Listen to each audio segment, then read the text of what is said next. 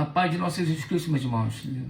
A paz de nosso Jesus Cristo. Para quem não me conhece, né, eu sou Antônio Carlos Aragão, né, sou professor, né, sou também teólogo. Vou aqui me apresentar. Sou teólogo, né, formado pela Estácio, também formado também em teologia pela Universalidade da Bíblia, e que eu também indico a todos, né, que é um bom estudo, né, que eles também dão, Estácio, né. Também sou formado em análise de sistema da computação. Sou também, no caso, formado em pós-graduação em especialização em educação especial e inovação tecnológica pela Universidade Federal do Rio de Janeiro, de Seropédica.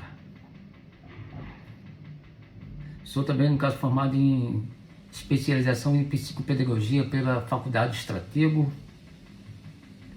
Também formado em MBA em Marketing, né, pela Faculdade de Carreira. Também pela docência do ensino, né, superior, pela Faculdade de Carreira também, né.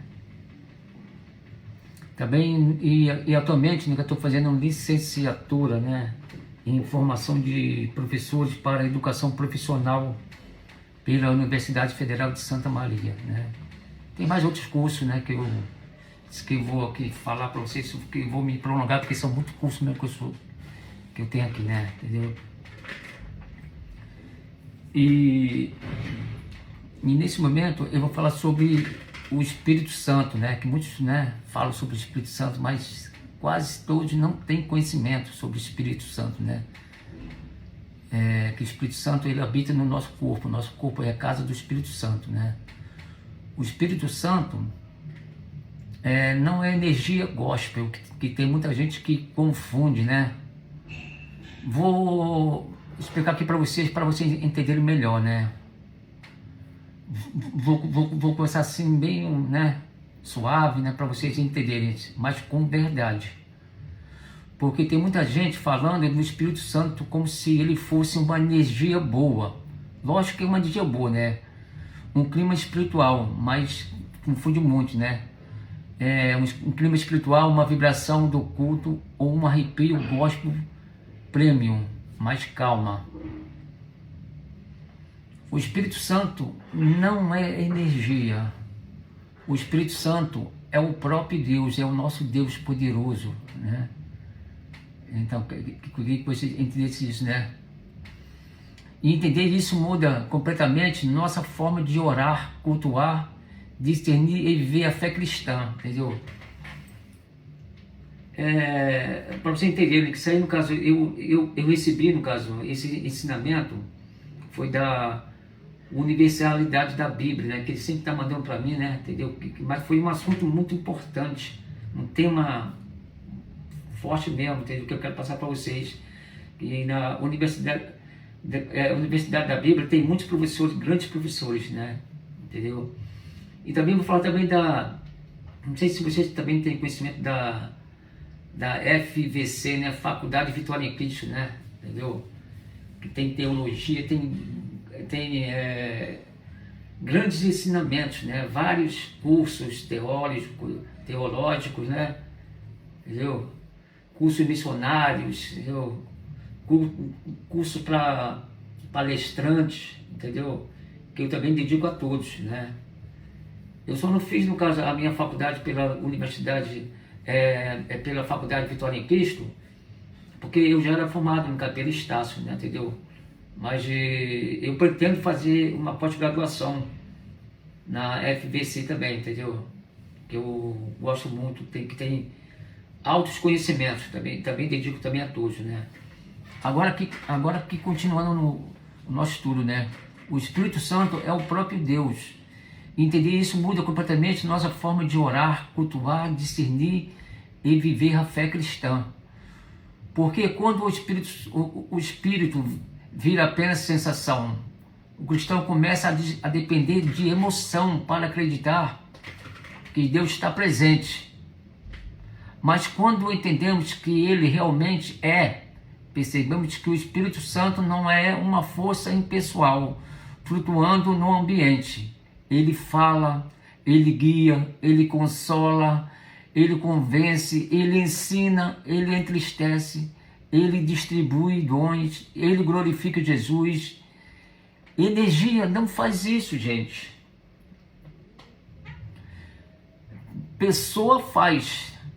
E o Espírito Santo é a terceira pessoa da Trindade. Isso que estamos falando tem um nome bonito da teologia. Pneumatologia. Tem um nome muito difícil, mas calma. Pneumatologia é simplesmente um estudo bíblico sobre a pessoa e a obra do Espírito Santo. Ou seja, pneumatologia não é complicar o Espírito Santo, é conhecer melhor a Deus, o Deus que habita entre nós, que é o nosso corpo, né? Vamos falar um pouco sobre a Bíblia na mesa, né? Jesus disse: e eu rogarei ao Pai, e Ele vos dará outro Consolador, para que fique convosco para sempre. Você pode ler isso aí no casinho em João capítulo 14, versículo 16. Olha, a palavra usada por Jesus, Consolador. Jesus não disse, vou enviar uma energia, vou liberar uma atmosfera, vou mandar uma sensação espiritual. Não. Ele falou sobre alguém, que eu queria que vocês entendessem. O Espírito Santo é apresentado nas Escrituras como alguém que se relaciona com o povo de Deus. Paulo escreveu: e não entristeçais o Espírito Santo de Deus. Isso aí vocês podem ler em Efésios, capítulo 4, versículo 30. Agora, pergunto, dá para entristecer energia? Fala comigo. Claro que não. Você não entristece eletricidade, você não magoa vento, você não ofende uma tomada. O Espírito Santo sente porque ele é pessoa. E mais, ele é o próprio Deus. Que, né? Oh, glória a Deus, aleluias.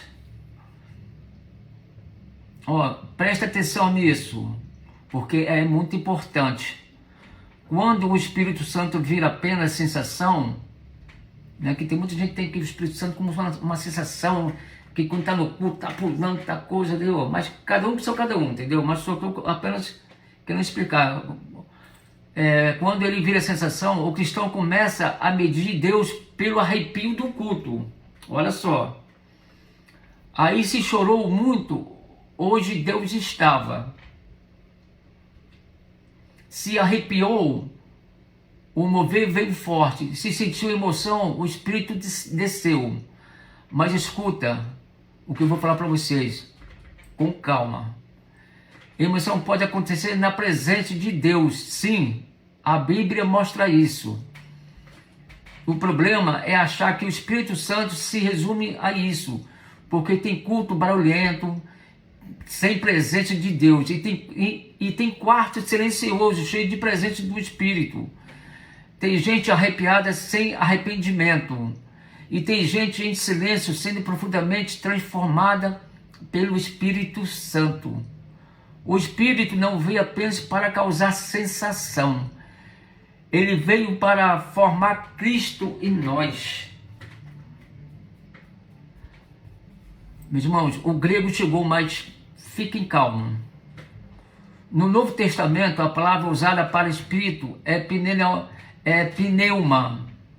Ele pode significar vento, sopro ou espírito. Mas calma, não é para sair falando pneuma no grupo da família para parecer profundo. Assim como o vento não pode ser controlado pelo homem, o Espírito Santo também não é manipulado por emoção, performance ou volume de música. Ele é soberano. Ele não é produzido pelo homem. Ele é Deus agindo. Agora vou falar um pouco sobre hebraico do jeito que é, né? No hebraico, a palavra ruach também pode significar vento, sopro ou espírito.